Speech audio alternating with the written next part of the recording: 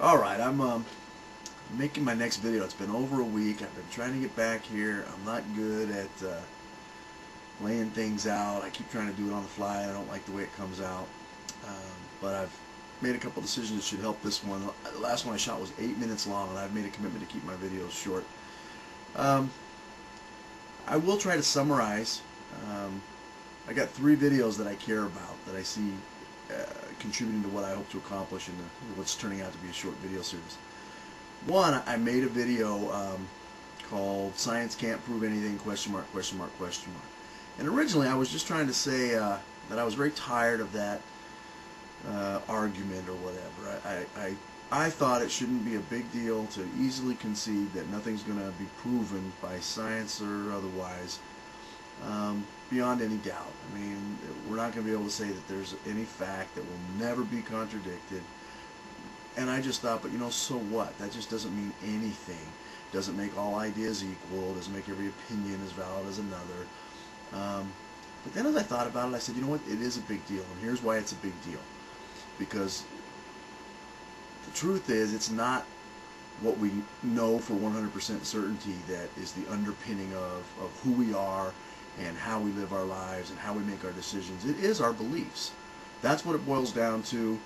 Like I said, although not all beliefs are equal, I think they should be respected, and that's why I went on to make 2 more videos called The Question and the Answer. And the question was, do we choose what we believe? The answer was, no, we don't. And the evidence that I gave, or the test I gave, was you could pick anything that you really truly believe, that you're very sure of, and then stop believing it. And I said, if I'm right, you can't do that. That isn't how our true beliefs work. And then I thought, you know what, I was sort of getting distracted. Everybody wanted to apply that to atheism, agnosticism, theism, etc.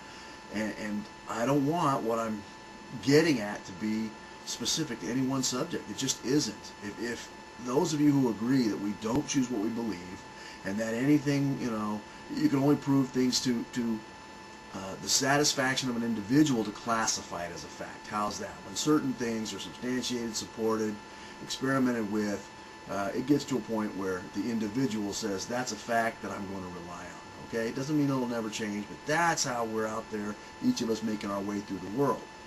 So then, that aside, the point of my question and answer, and what I will call the understanding, if you have a proper understanding of the fact that beliefs aren't changed simply by force of our will or by sheer volition, then you want to, I said I would come back and we would address the question of how do beliefs change them, because they do. But first let me say, I think an understanding of the question and the answer is, I think it's the philosophical, or it's the mental equivalent of caveat emptor. Is that right? Is that buyer beware for the marketplace of ideas? Meaning, if you really understand the question and the answer, then suddenly this becomes apparent. What do you risk in an honest exchange of ideas? And the answer is, you risk what you believe, and that's not a small thing. And the reason I think that's important is because, as I've clarified my goal in my own head, I want to find a place in this YouTube community where I can participate, typically in an honest exchange of ideas. I will occasionally, join in on a flat-out argument. I don't mind that. I just like to know ahead of time what I'm getting into. I don't appreciate when I think I'm getting into an honest exchange of ideas to find out that the person I'm considering things with is insincere, that they're really there just to be heard, just to try to exercise influence over me.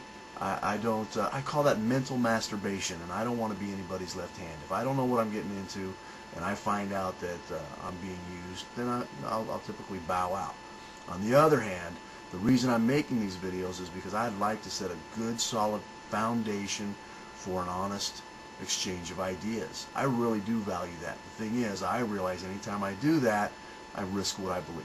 There's a chance that when we're all done, I'm going to be a different person. I hope I'll be better for it, and that's the idea behind the videos. No?